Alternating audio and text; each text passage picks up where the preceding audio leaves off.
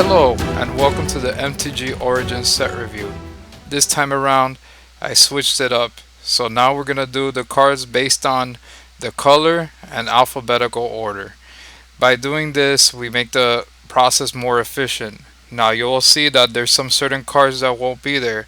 I selected the certain cards that I believe and feel are gonna be really good. So if there's any that should be discussed, please leave a comment down below. But keep in mind, I did this to shorten time constraints and keep the interest of the viewer. So let's go right along to the set review. Oh, I love me some green. I'm just talking about cards, silly. What's wrong? Anyways, Animist Awakening for X colorless and 1 green is the first card. Sorcery, and it says reveal the top X cards of your library. Put all land cards from unknown onto the battlefield tapped and the rest on the bottom of your library in a random order. Spell Mastery, you do them on tapped. Simply wonderful. Why would I play this? Probably goes well in the landfall deck. Wink wink. Look at you, Battle for Zendikar. We'll just have to wait and see what the new set after this has to offer. We could only hope and wait.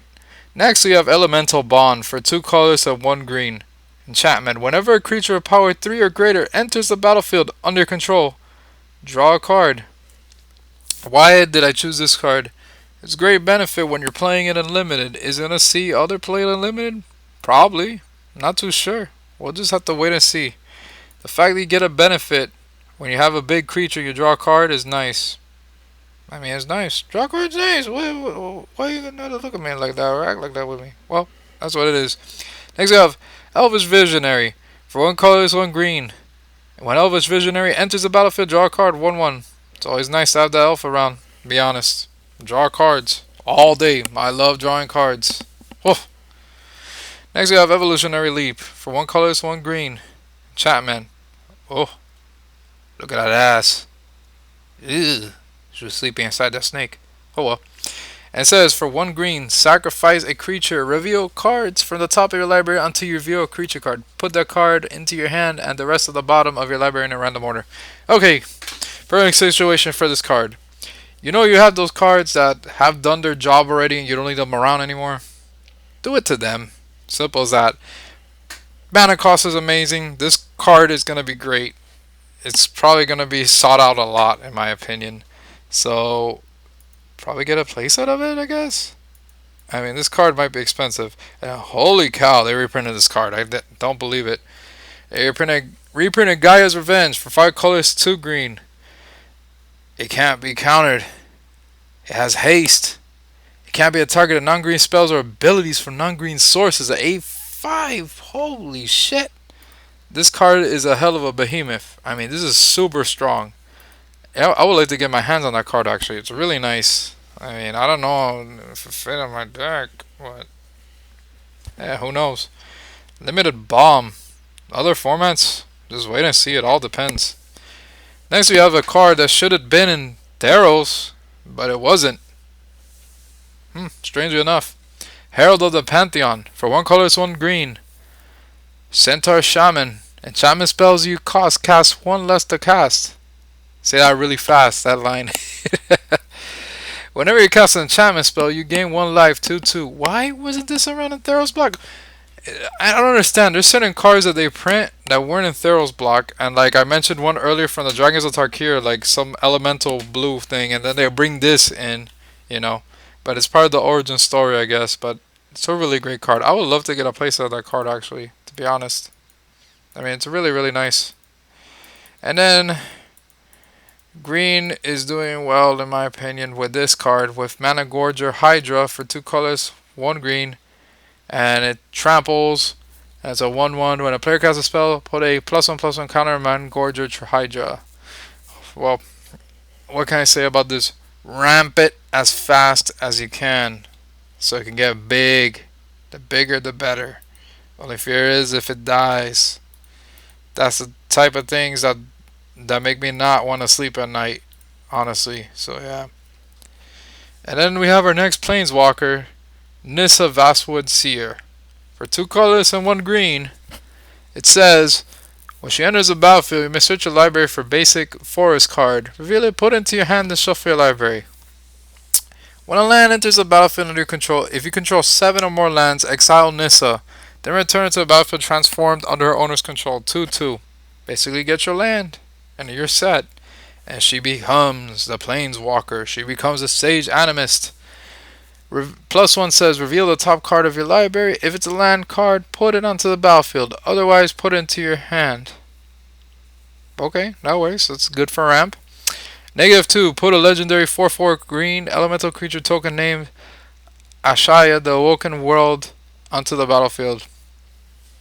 -2, not a big fan of. Why? One word, legendary. You can't have more than one legendary token around. If you could do the -2 multiple times, then it'll be a lot better. But unfortunately, it has the word legendary. -7, untap up to 6 target lands. They become 6/6 elemental creatures or still lands. 3/3. 3/3. Loyalty of 3. Ultimate's nice. Overall, Planeswalker, good for land filtering. That's how I see it. Good for land filtering. No more than that.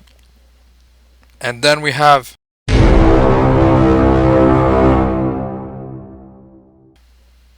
Nissa's Revelation. For 5 colorless and 2 green, sorcery. Oh my god. Look at that Eldrazi right there. Whoa. It says scry 5, then reveal the top card of your library. If it's a creature card, you draw cards equal to its power and you gain life equal to its toughness. I love this card already. Hopefully it's cheap. If it's cheap, I'll obtain as many copies as possible. I mean, imagine this card in Hollow. I mean, it's really nice. I mean, the behemoths just don't stop there. I mean, oh, man. Battle for Zendikar, man. You better not disappoint. You better not. I'm waiting on you. But then we have some behemoths here. Like this one here. Outland Colossus for 3 colors and 2 green. With Renown 6. And look at this. Renown. It says Outland Colossus can't be blocked by more than one creature. 6/6. Holy shit. My god. This one is going to be a mission to get renowned. But when he gets renowned, he's a force to be reckoned with. I mean, holy cow. Like, he's really going to be something. But it'll be unfortunate if he goes into graveyard. But if you have a card like Reclaim, to get 1 green, you could bring him back. Reclaim is back. You get to put target card from your graveyard on to the top of your library. So thus, cards are not completely gone. We have that card around. I like it a lot. It's cheap. It's viable. It's great. Absolutely love it. Absolutely love it. And then we have another creature that is awesome. It's a mythic and it's not even legendary. Woodland Bellower for 4 colorless and 2 green. When Woodland Bellower enters the battlefield, you may search your library for a non-legendary green creature card with converted mana cost 3 or less. Put it into the battlefield and shuffle your library. 6/5. Oh man, the possibilities in other formats is simply amazing. I mean, wow. And then we have this ridiculous card, this ridiculous enchantment.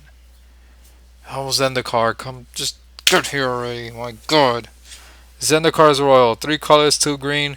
Enchantment. Whenever a land enters the battlefield under your control, put a 2/2 green elemental creature token onto the battlefield. Wonderful example.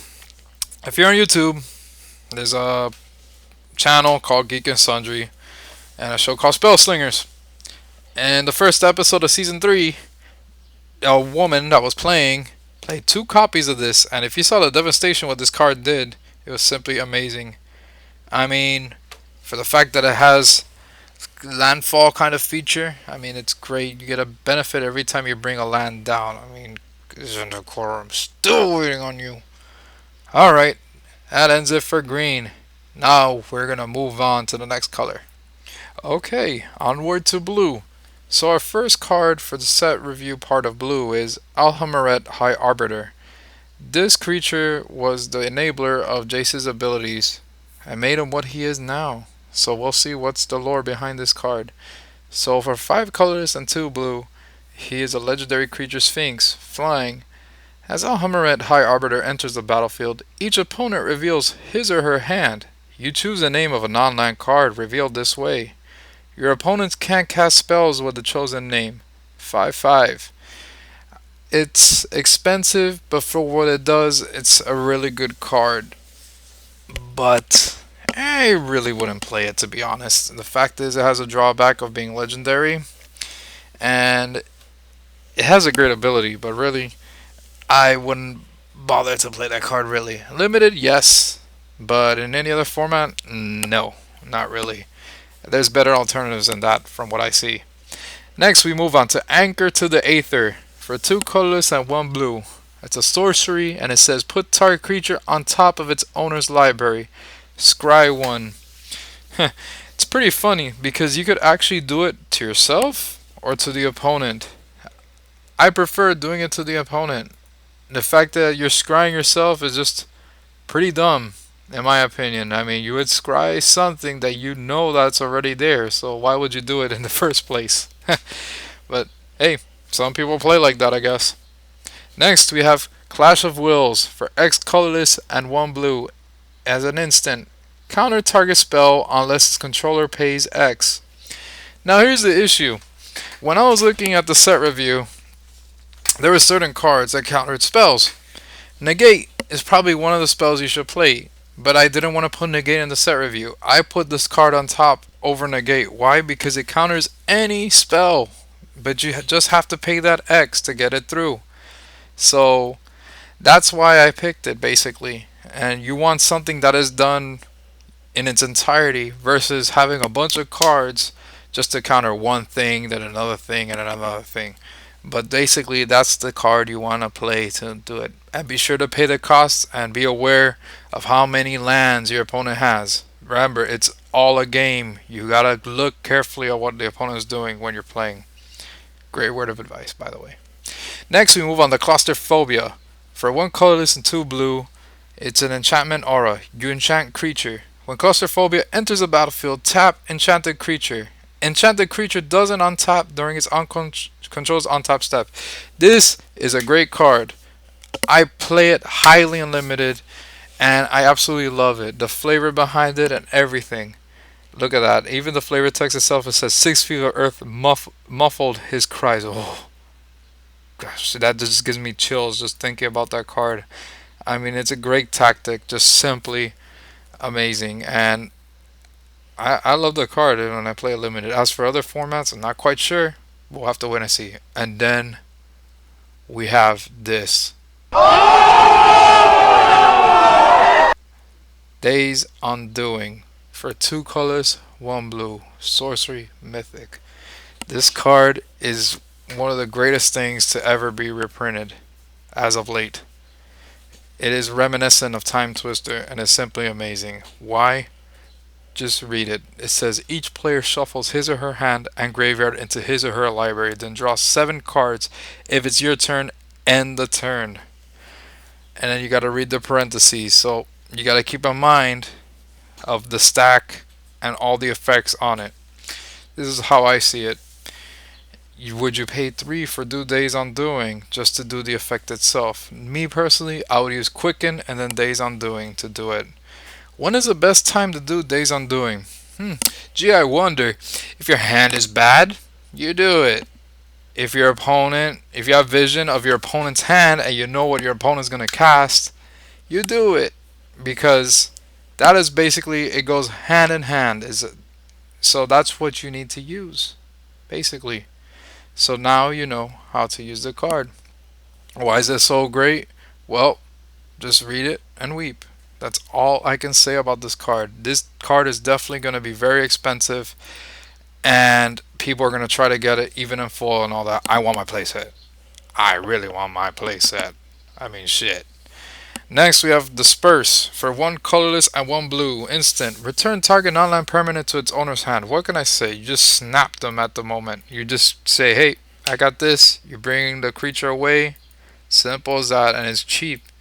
And you know, in my other videos, I say it. I love cheap. And speaking of cheap, here's another cheap card that's pretty beneficial. Harbinger of the Tides for 2 blue. Creature Merfolk Wizard. Lately, Merfolk has been a big thing. It won a tournament in Modern, surprisingly, and it did really well. So, yay for Merfolk. Glad for that. You may cast Harbinger of the Tides as though it had flash. If you pay 2 more to cast it. When Harbinger of the Tides enters the battlefield, you may return target tapped creature an opponent controls to its owner's hand. 2/2. This is a great addition to the Merfolk deck. I mean, this is nice. The flash thing, maybe not so much. If they want to do it quick, yeah, I guess. After a certain creature attack, you bring a flash it in. You do it for 4. But mostly, I would play it for 2. But that's just my opinion. That's how I would play it. Next is an interesting and elaborate card to play. It is Jace's Sanctum for 3 colors, 1 blue, an enchantment, and it says instant and sorcery spells you cast cost 1 less to cast. Whenever you cast an instant or sorcery spell, scry 1. Where do I see this card being played? Oh, EDH, Commander, Limited probably, but in the other competitive formats like Legacy and all, no way.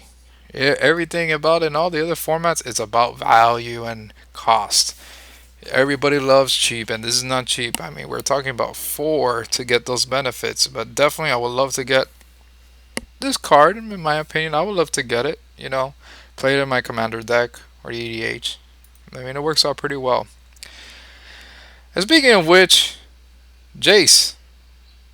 Jace. What can I say about Jace? Well, we have him at converted mana cost of 1 color and 1 blue.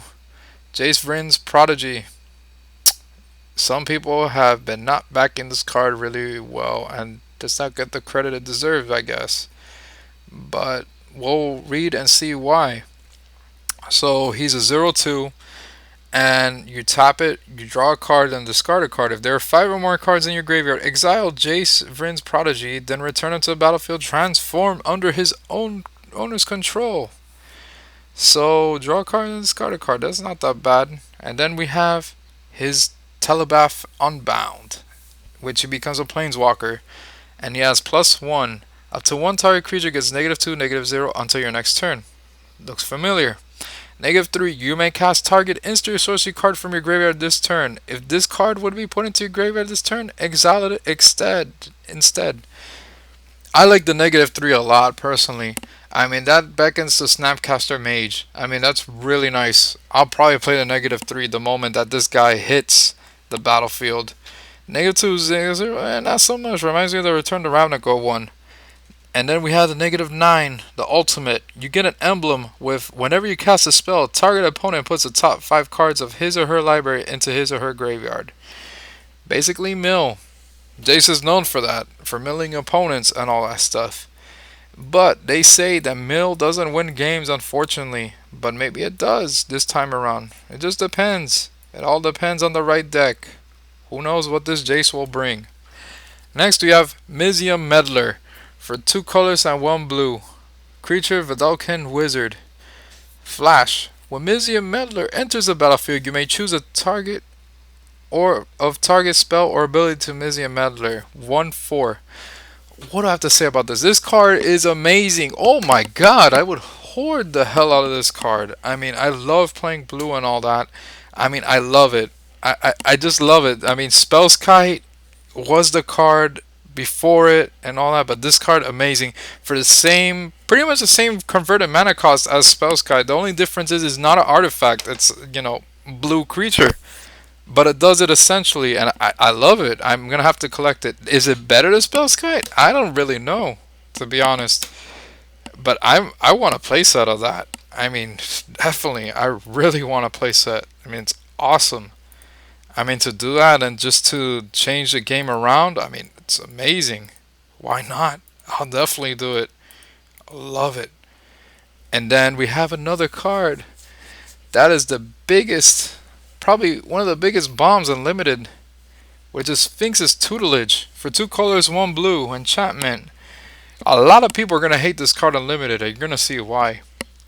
It says, whenever you draw a card, target opponent puts the top 2 cards of his or her library into his or her graveyard. If they're both non-land cards that share a color, repeat this process. I'm just in awe just reading the last sentence. I mean, oh my god, holy shit. And that's amazing. And the second ability, not so much. It's super expensive. 5 colors, 1 blue, draw cards, and discard a card. Who's gonna do that? I mean, probably late game. if people are really desperate.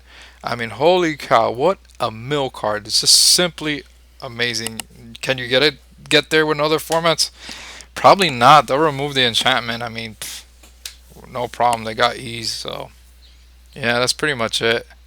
And next, I have this gracious card that I like to play. I believe I can fly. Woo! Stratus Walk. For 1 colorless, 1 blue. Enchantment aura, enchant creature. Super simple. What can I say? When Stratus Walk enters the battlefield, draw a card. Check the creature has flying. One drawback though. Enchanted creature can block only creatures with flying. Everything has a price, I guess. That's how it is. Next, we have an interesting card that I actually like a lot, honestly, and it is Talent of the Telepath for 2 colors and 2 blue. It's a sorcery, and says target opponent reveals the top 7 cards of his or her library. You may cast an instant or sorcery card from among them without paying its mana cost. Then that player puts the rest into his or her graveyard. And if you have the spell mastery active, you get to put 2. You get to use 2 instead of 1. What I say about this? Amazing shenanigans. I mean, I would definitely play this card. For converted mana cost 4? Hell yeah. I probably played. Will I see other forms of play in other formats? Maybe. I'm not sure. You want something free? Hell yeah. I love free. Why not? Speaking of which, we have Thopter Spy Network for 2 colors and 2 blue. Enchantment. At the beginning of your upkeep, if you control an artifact, put a 1/1 colorless Thopter artifact creature token with flying onto the battlefield. Whenever 1 or more artifact creatures you control deal combat damage to the player, draw a card. This is a good card. If you run artifact, I see this being ran in an Izzet artifact deck, in my opinion. Blue, red, and artifacts go really well together, in my opinion. Will I see play in other formats? I really don't know. I really limited, yeah. Other formats, not so sure. It's too artifact dependent, so we'll just have to wait and see. Next, we have a cool combat trick, which I used only once, but I like it. Turn the Frog for 1 color, 1 blue. To end of turn, target creature loses all abilities and becomes a blue frog with base power and toughness 1/1. Instant. It's a great tactic, actually. It's not that bad at all. If you want to get the killing blow and all that, you know, you see their best creature and you just shrink them down to size and take them down. I mean, it's really good. It's highly underestimated, but really good. And then we have Whirler Rogue for 2 colorless and 2 blue. And it says, when Whirler Rogue enters the battlefield, put 2 1/1 colorless Thopter artifact creature tokens with flying onto the battlefield. Tap 2 untapped artifacts you control. Target creature can't be blocked this turn. 2/2. This card is the best one of the other cards that have interaction with artifacts. I don't know if you know what I'm talking about. There's the red one, and then there's another one which you can't really figure out. But this is the best of all of them, and this is what I believe. If you disagree, well, I guess, you know, we agree to disagree pretty much. But this is the one I picked. I mean, it's simply amazing, and definitely a really good card for artifact interaction, and plus battlefield presence, and it manipulates a battlefield. I just love it. I love the concept and the flavor behind it. It's so nice.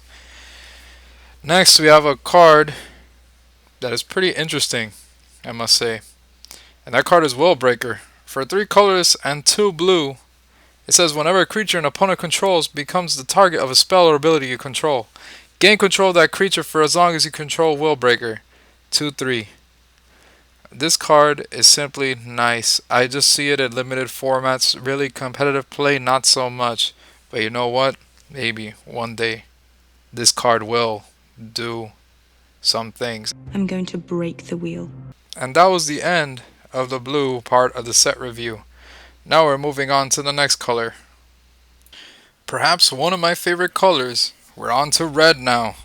And one of my favorite cards to start with, Act of Treason, for 2 colorless and 1 red.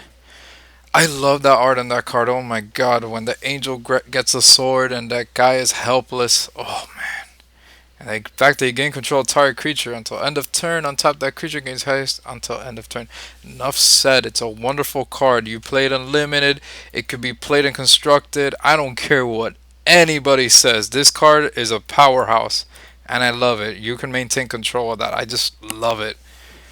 Next, we have an interesting card known as Bogart Brute for 2 colors, 1 red, and it has a new mechanic known as Menace. And it says this creature can't be blocked except by 2 or more creatures. 3/2. It's a great common. I mean, for that, I simply will play it. I mean, if I were to play red on pre-release, I would play it simply. I'll reveal the color. I will play in pre-release soon enough. We'll wait and see what I'll say. So here we go. And here's a wonderful moment right now. We're gonna talk about a Planeswalker, Chandra, Fire of Kaladesh, for 1 colorless and 2 red. And it says, whenever you cast a red spell, untap Chandra Fire Kaladesh. When you tap Chandra Fire Kaladesh, it deals 1 damage to target player. If Chandra has dealt 3 or more damage this turn, exile her, then return her to the battlefield transformed under her owner's control. 2/2. And then the transformation begins. She becomes the Roaring Flame. For +1, Chandra Roaring Flame deals 2 damage to target player. For -2, Chandra Roaring Flame deals 2 damage to target creature. I don't like it. -7, Chandra Roaring Flame deals 6 damage to each opponent. Each player dealt damage this way gets an emblem with, at the beginning of your upkeep, this emblem deals 3 damage to you. The emblem part I like, but the fact that you go negative when you do it to a creature and positive to a player, I like that. But the fact that you gotta make the negative hit the creature, I mean, is it really necessary to go negative to bring a creature down? I don't know. I really don't know about that. Is it? I don't know if it's the best Chandra or anything. Maybe, I beg to differ and all that, but that's Chandra for you. Next, we have Dragon Fodder. Basically a reprint. 1 colorless, 1 red. You put 2 1/1 red goblin creature tokens onto the battlefield. For sorcery, I prefer Raise the Alarm. Wonderful, wonderful card. It's an instant. 1 colorless, 1 white. Bring 2 1/1 warriors. Oh my god, that's awesome. I play that card all day. I will play Dragon Fodder too. I'm sorry. Sorry. Sorry if I put the preference over white. I mean, red's a cool color too. Sorry about that. Next, we have Flame Shadow Conjuring for 3 colors, 1 red. Enchantment. So basically, it says, when an untoken creature enters the battlefield under your control, you may pay 1 red. If you do, you bring a copy. Make it have haste in the form of a token, and then you exile it at the beginning of the next end step. So what I have to say about this card: do not play this card for 4. You play it for 5. The moment, obviously, you play it for 5, because there's gonna be those people that are gonna say, I'm gonna play it for 4 right now, and then wait. No, you don't wait. You do it at the right moment. You play it for 5s. And next, we have this card over here known as Magnetic Insight for 1 red. And it says it is a sorcery and it's an additional cost to cast Magnetic Insight. Discard a land card. Draw 2 cards. So happens to be one of the few cards that you get to deal with lands, and it brings you a benefit. That makes it so great. So you draw 2 cards basically. And it's draw card benefit. Would I do it? Probably yeah. Because there's a point in time in games that you have too many lands and you really don't need any more, honestly. More land is always nice. But hint hint. Next set, hint hint. Maybe lands will be good to have around. Next we have Molten Vortex. Perhaps the best enchantment in the whole set. Fucking awesome. For 1 red, and the enchantment says, for 1 red, you discard a land card. Molten Vortex deals 2 damage to target creature or player. This blows my mind as how cheap it is to bring it in and do the damage. I mean, I love it. What do I have to say about this? Molten Vortex. For the fear of removal, I wouldn't play it for 1 red and put it down. No, no, no. I go all out. If I know I'm gonna win and I have this card in my hand, I just go boom, bring it down, lay out the onslaught. Just go land, land, land, land, and drop it. Boom. That's it. That's how I'd play it. You could play the waiting game, or you could just wait and you do all you want, but that's how I would play it. Next, we have Bonnie and Clyde. Well, there's been a few in other sets, pretty much. like the Annex and Side Meat and some other people from the other sets. But this time around is Pia and Kiran Nalar for 2 colors and 2 red. And basically it says when they enter the battlefield, you put 2/1/1 colors, stop their artifact creature tokens with flying onto the battlefield.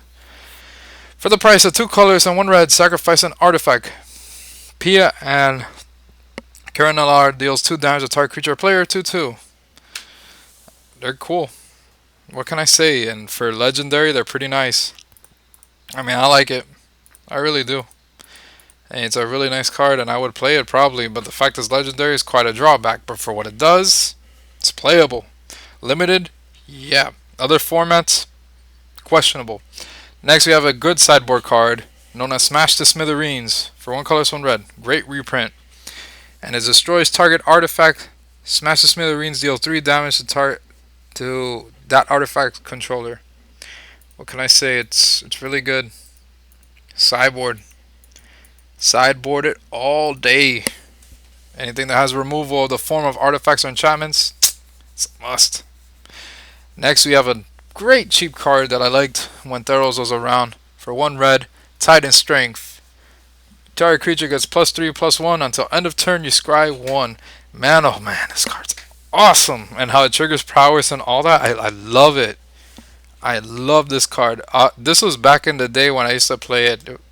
Back in the day, wow. Talking about Return to Ravnica on Theros block. When Madcap Skills was around in this card, woo! That was living the dream, honestly. That's just amazing. I mean, love this card. Have like more than a playset of that. Guilty pleasure, I guess. All that ends red. We're gonna move on to our next color. Our first card for white is Amprint Tactician with a converted mana cost of 2 colorless and 2 white. It says, when Amprint Tactician enters the battlefield, creatures you control get +1/+1 until end of turn. 3/3. This card is really nice when it comes to bringing out battlefield tactics. Basically, the moment it enters the battlefield and you have other creatures in play, they get a boost. Not only that, Amprint Tactician itself gets a boost as well. And it's a human soldier, so if you have human soldiers, you could definitely buff it like that. But you gotta remember, it's all a game. You shouldn't get too attached to the pieces. Our next card is Anointer of Champions for the converted mana cost of 1 white. It's a human cleric, and it says tap, target attacking creature gets +1/+1 until end of turn, 1/1. This creature is strictly behind the scenes and does the work on the battlefield. So basically, it's the kind of creature that will buff your creatures but works in the background. It's see play in limited, but I don't know if it'll see play in other formats. It's too soon to tell. Our next card is Archangel of Tithes for the converted mana cost of 1 colorless and 3 white. Angel. Oh, just hearing the word angel. I just love it when Wizards does core sets, because every time they do a core set, they release amazing angels each time. It can go way back to Baneslayer Angel and even to Archangel Thune. It's just simply wonderful when they bring out angels. I mean, I love them so much. And it's not a legendary, that's what makes it beautiful. It's a mythic, and you can have multiples in your deck. So basically, the deal with this card is, as long as Archangel of Tithes is untapped, creatures can't attack you or Planeswalker control unless their controller pays 1 for each of those creatures. And as long as Archangel of Tithes is attacking, creatures can't block unless their controller pays 1 colors for each of those creatures. 3/5. Call that a cock block.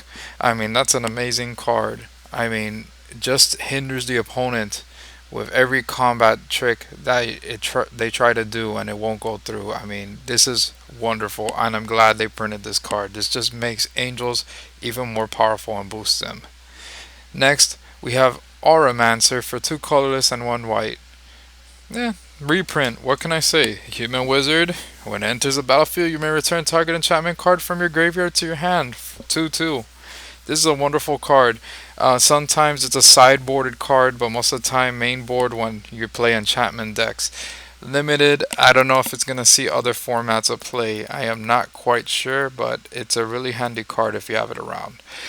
Cleric of the Forward Order is our next card, And for one colorless and one white, it says, when it enters the battlefield, you gain 2 life for each creature you control named Cleric of the Forward Order. 2/2. Now, the whole point of this card is this. You may have multiples in your deck if you want to run it, but you just running one itself, it's fine in the limited format. You gain 2 life for a 2/2. I say that's a win-win by all means.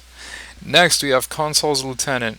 For 2 white, it says it has First Strike and Renown, which is a new mechanic of Origins, saying that when you deal combat damage to a player, you put a +1/+1 counter on it.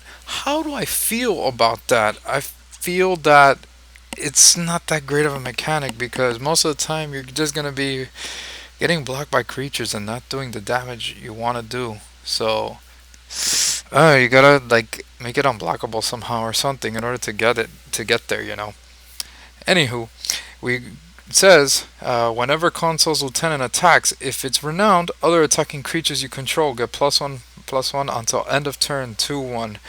It is nice because in combat it goes first, and not only that, when it's attacking and other creatures are attacking, well, only the other ones get +1/+1. So why is this card so great? Well, I brought it up because it's an uncommon and it has 3 conditions, which makes it amazing. And for only 2, simply great. That's how I see it.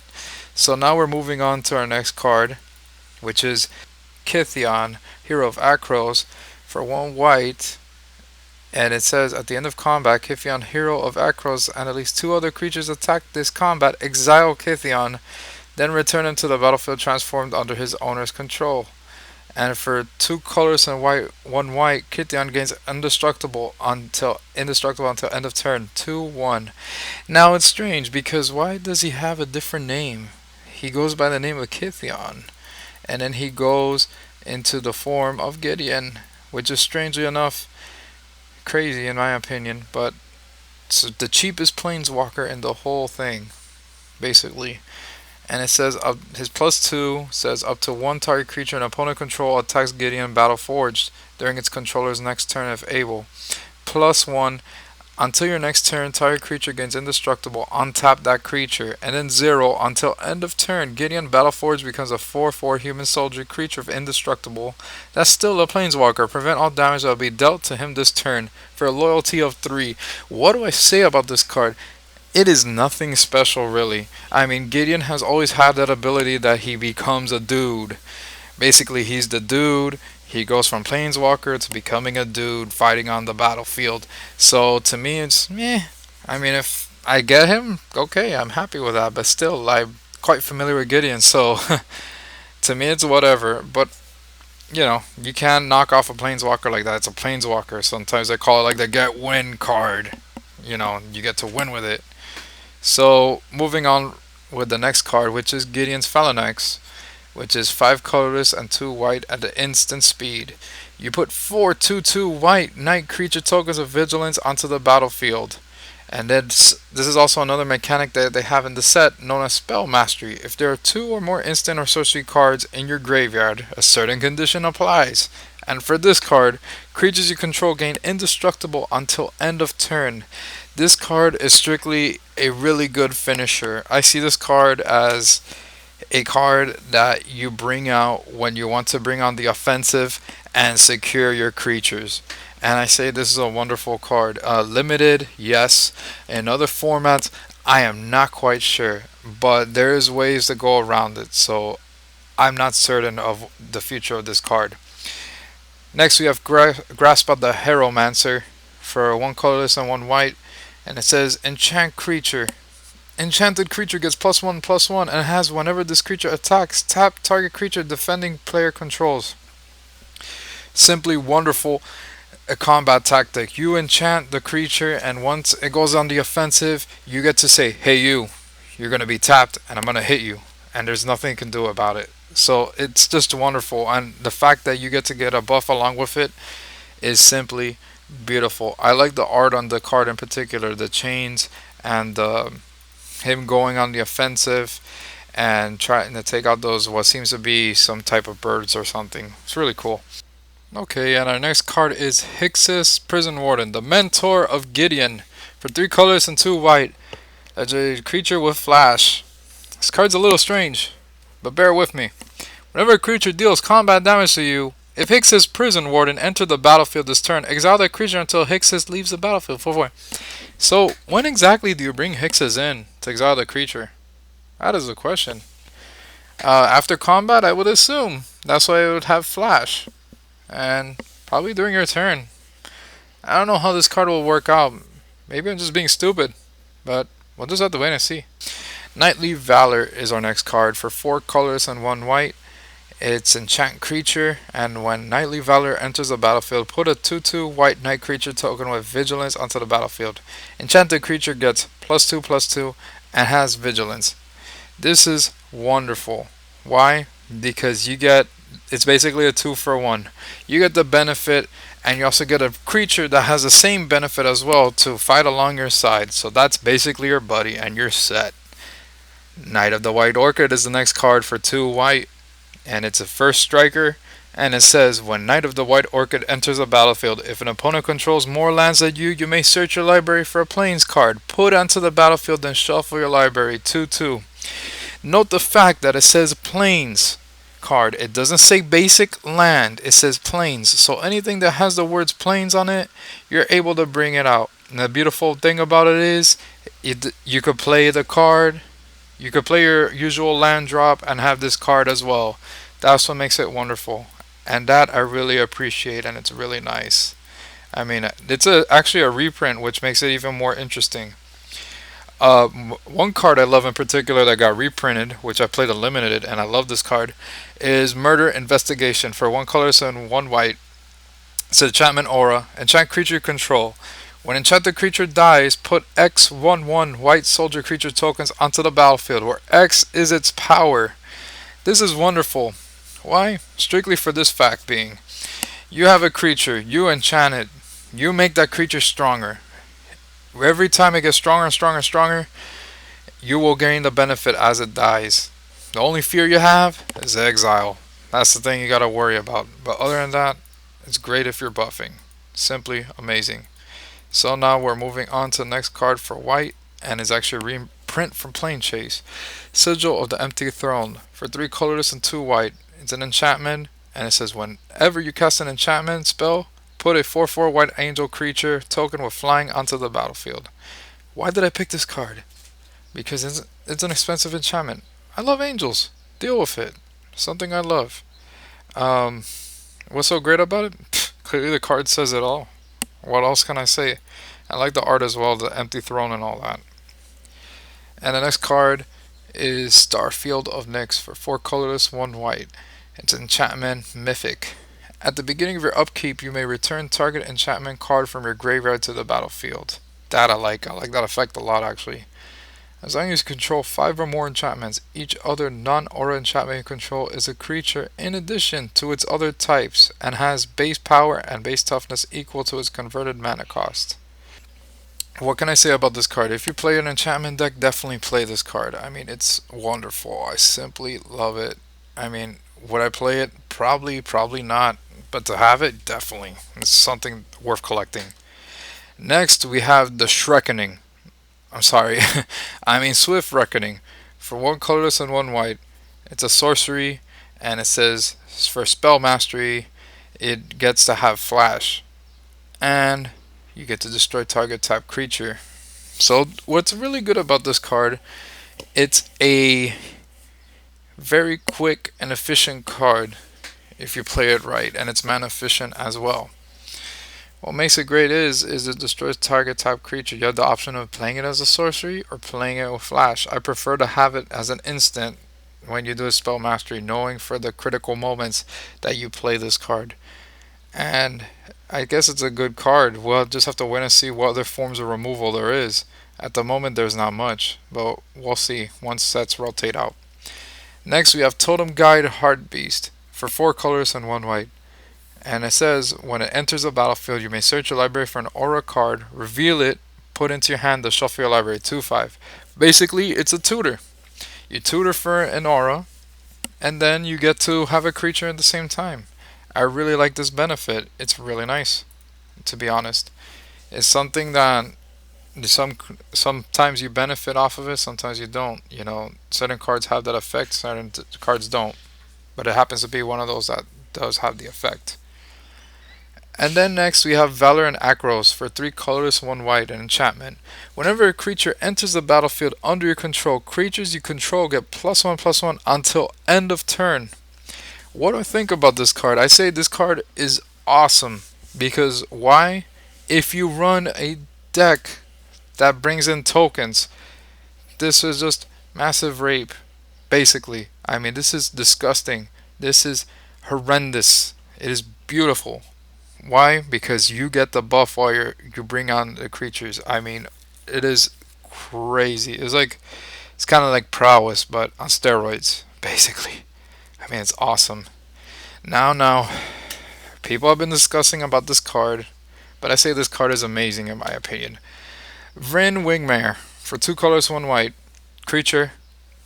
It's a Pegasus. Well, I can't argue. It's a Pegasus. It's a legend. You know, it's a beautiful creature. It's not legendary, surprisingly. And it's a flyer, and it says non-creature spells cost 1 more to cast. 2/1. This is like Thalia. People have been arguing about Thalia and saying that it's better and all that, but I actually like this card a lot. If I happen to get one, I'll probably make a play set with this, surprisingly. I should really look into that. Next we have War Oracle for 2 colorless and 2 white. It's a life linking renowned 1 for 3/3. What do I have to say about this?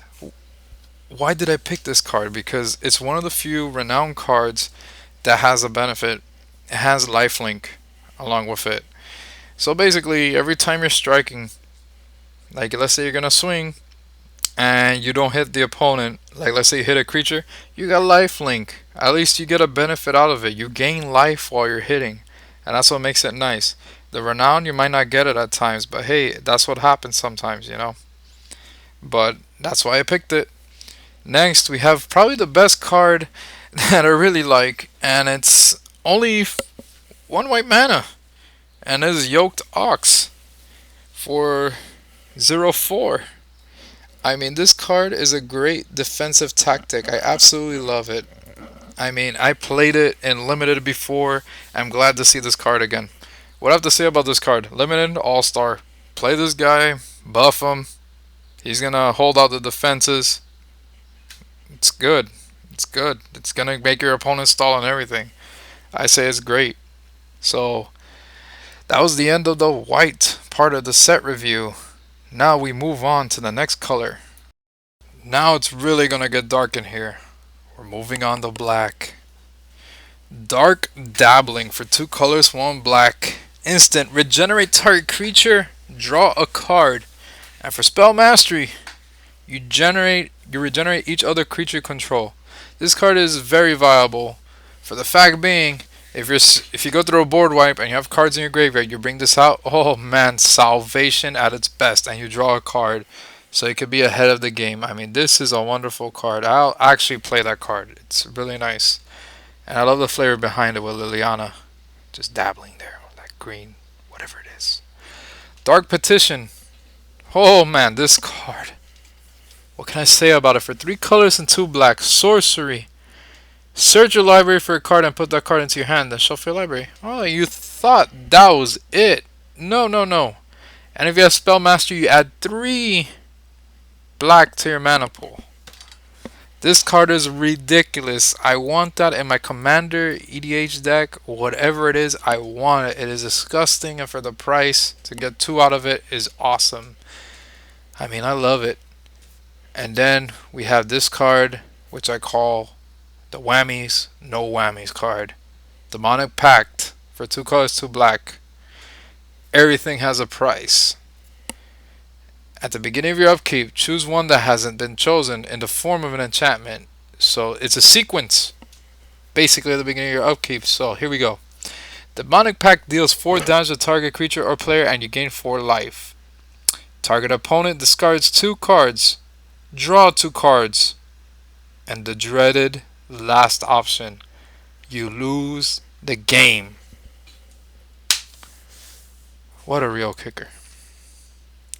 That's why it's the whammy no whammies cards, because you'll eventually hit that option. The card would have been amazing if it did not have that option. But like I said, everything has a price. But if you play it around well with certain cards, perhaps bouncing it, or find a way to negate the final option, then you're pretty much good and set. But in this format of standard, ain't gonna cut it. Maybe. Somehow. We'll see. Next we have Gilt Leaf Winnower. For 3 colors and 2 black. One of the elves. Which, elves tribal is a big thing in this set. And it has menace, which makes it even more interesting. And it also says when Gilt Leaf Winnower enters the battlefield, may destroy target non-elf creature whose power and toughness aren't equal. 4/3. I mean, just amazing. We have this, and I say it's a great card to have. Will I add it to my deck in standard?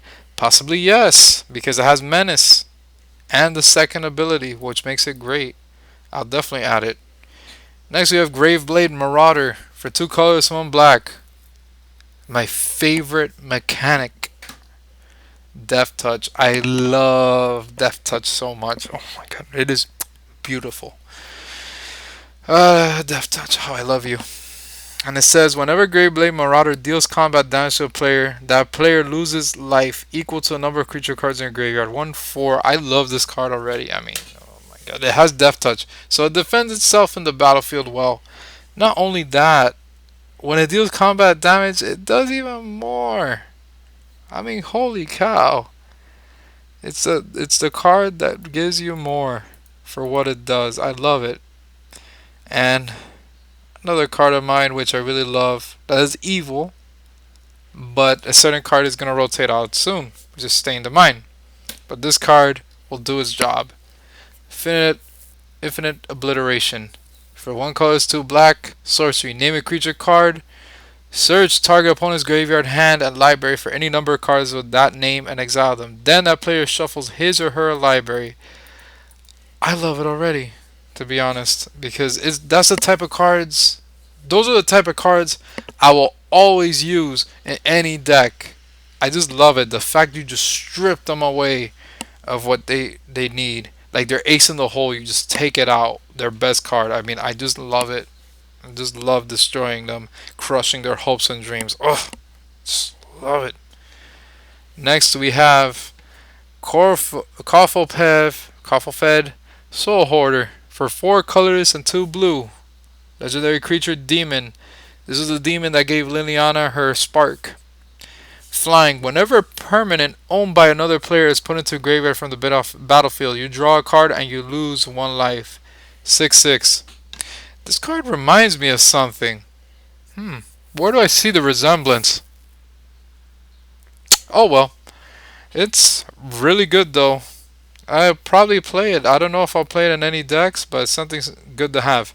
Now this card, I'll definitely play it. A lot of people are selling this card out. Languish. For 2 colorless and 2 black. Sorcery. All creatures get -4/-4 until end of turn. I love it already. I mean, it's awesome. Super awesome. Definitely going to be played a lot in the format. Definitely.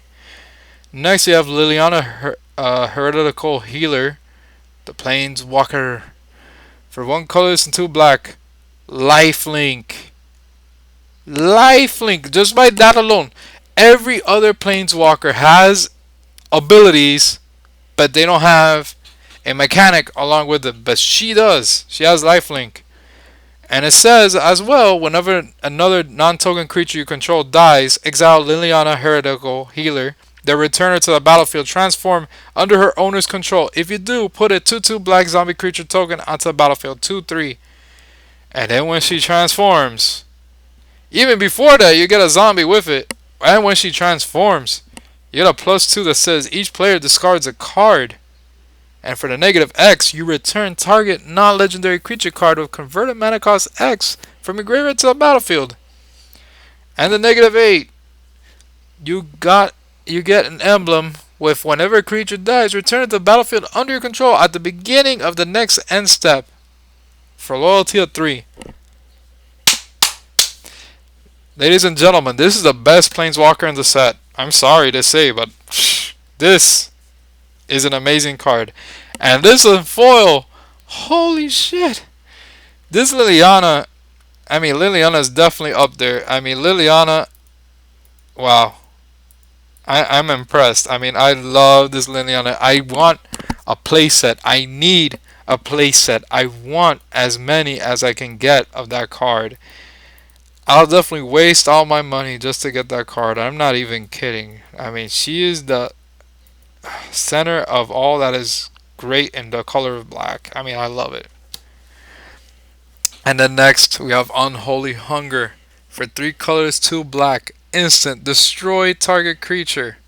Fortunately, I could have chose other cards for black for removal and destroying stuff like that, but this is one that I picked as well. Great for limited, I don't know, another format. You destroy a target creature, spell mastery, you gain the 2 life. It's good. Kills a dude. What else can I say? And it's a good card overall. Alright, so that was the end of black. And now we move on to the final segment of the set review. Artifacts and gold cards. Lands I'm not going to talk about so much because they've been reprinted, essentially. So some of the cards I don't mention, again, sorry, but these are the cards I like in particular. For our first card, we have Alchemist Vial. For 2 colorless artifact. When Alchemist Vial enters the battlefield, draw a card. For 1 colorless and tap, sacrifice Alchemist Vial. Target creature can't attack or block this turn. This card is beautiful for any deck that has artifacts and a deck such as Eggs, which I want to run one day. Like Stanislav Sivka, he ran that deck, and I want to run it as well. I love the art of this card as well. Look at that. You have the blue and the red. Like the blue side is like the tears of the people that they have gathered, and then the red is like the rage that's about to come out and then unleash the reckoning of this card. It's beautiful. I would love this card in foil. I want to have a playset of that. Enough said. And next we have Alhamaret's Archive. For 5 colors, legendary artifact. If you would gain life, you gain twice that much life instead. If you would draw a card except the first one, you draw on each of your draw steps. Draw 2 cards instead. Wait, I'm thinking of a certain card that can go well with this.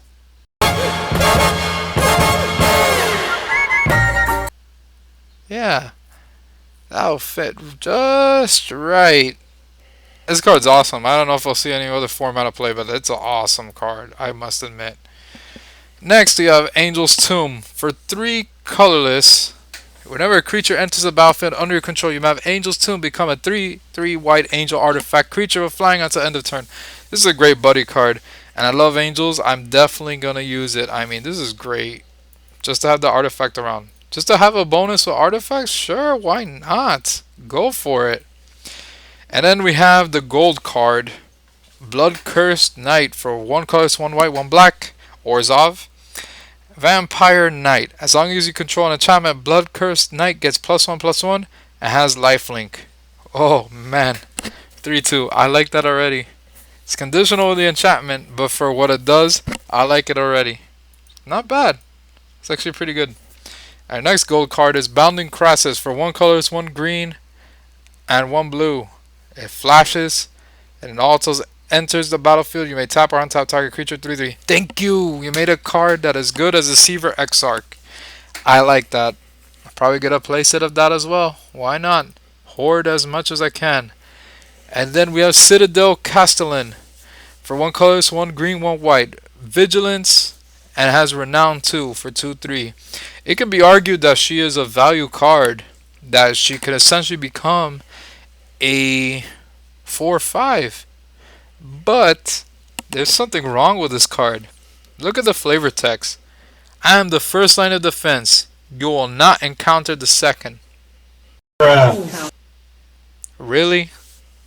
No. I don't like the flavor text of the card. For what it does, maybe it's good. Maybe it's good. We don't know. You just have to wait and see how it is. I mean, would I play it in my Abzan deck? I don't know, to be honest. I really don't know. Next, we have Hangerback Walker. For X and X, it has that many X plus 1 counters on it.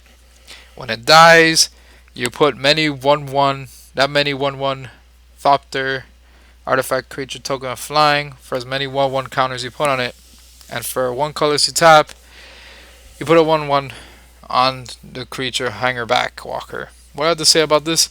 It's an awesome creature. The only thing I'm scared about is if it doesn't get pumped up enough or gets countered or like, it all depends how it goes. So yeah, but definitely a powerhouse. If there's not enough removal, oh, that's an all-star right there. And it just brings more when it dies. Just gotta worry about exile. Helm of the Gods for 1 colorless. Equipped creature gets +1/+1 for each enchantment you control. Equip 1. Oh man, enchantment enabler. Ooh. Oh, glad to see that again. I mean, I've been trying to build an enchantment deck. Man, oh man, but this is definitely a card that I probably will try. Maybe you guys should try that out too. Other than that, we have the Meteorite coming in for 5 colorless. When Meteorite enters the battlefield, deals 2 damage to target creature or player. Tap, add 1 mana of any color to your mana pool. Limited card, great. Enough said. I mean, that's all I can say for now. I mean, I can't really think of anything else. And then we have Possessed Scab. For 3 colors, 1 blue, 1 black. When Possessed Scab enters the battlefield, return target instant sorcery or creature card from your graveyard to your hand. If Possessed Scab would die, exile it instead. 3/2. Why did I pick this card? Strictly because it's a benefit. What else do I have to say? I mean, it gives you a benefit and brings a creature onto the battlefield. Everybody loves that. I mean, everybody loves value. That's how it is. By the way, Prism Ring for 1 colorless, which I really do like this artifact because it changes the whole thing around. Remember how back in the day you had to have a certain artifact for each of the colors to gain that 1 life? Well, not anymore. Once you bring Prism Ring in, you just choose a color and you gain the life when you cast a spell of that color. That also makes it wonderful. Definitely a limited card. I don't know in other formats. Well, we'll have to see. Depends on how you want to play it. Next we have Pyromancer's Goggles for 5 colors. Legendary artifact. You tap it, add red to your mana pool. When a mana spent to cast a red instant or sorcery spell, copy that spell. You may choose new targets for that spell. Yeah, the copy. The copy. Well, basically, this is a good card as well. It's kind of expensive, but it is great. What I have to say about it? Use Trade Doctoring if you want it for a different color. Why not? Works pretty well. And then we have Shaman of the Pack for 1 colorless, 1 black, 1 green. When Shaman of the Pack enters the battlefield, target opponent loses life equal to the number of elves you control. 3/2. Well, if you have only her, you're gonna lose just 1 life. When it comes in. Yeah. If you have only that elf. I mean, it's great that they bring elves back and everything. Like I said, I'm really not into like, the whole thing of tribes and all that. Certain tribes I like, but the elves, not so much. That's just me though. Anyways, we have Sword of the Animist. For 2 colorless, legendary artifact equipment. Equipped creature gets +1/+1. Whenever equipped creature attacks, you may search your library for basic land card. Put it into the battlefield, tap to shuffle your library. Equip 2. This artifact I like. You know why? Because it says when it attacks, no one establishes combat damage. That's what I like. That's the stuff I like. And you get the benefit regardless if you win or lose the attack. And I love that. Definitely love that. And then next, we have our last gold card, known as Zendikar Incarnate. Once again, I'm looking at you, Zendikar. You better be good. For 2 colors, 1 red, 1 green. Creature Elemental. Zendikar Incarnate's power is equal to the number of lands you control. with toughness of 4, and depending on how many lands you have, that's what its power is. I have one word for that card. Languish. Languish kills it. Well, and that is the end of the set review.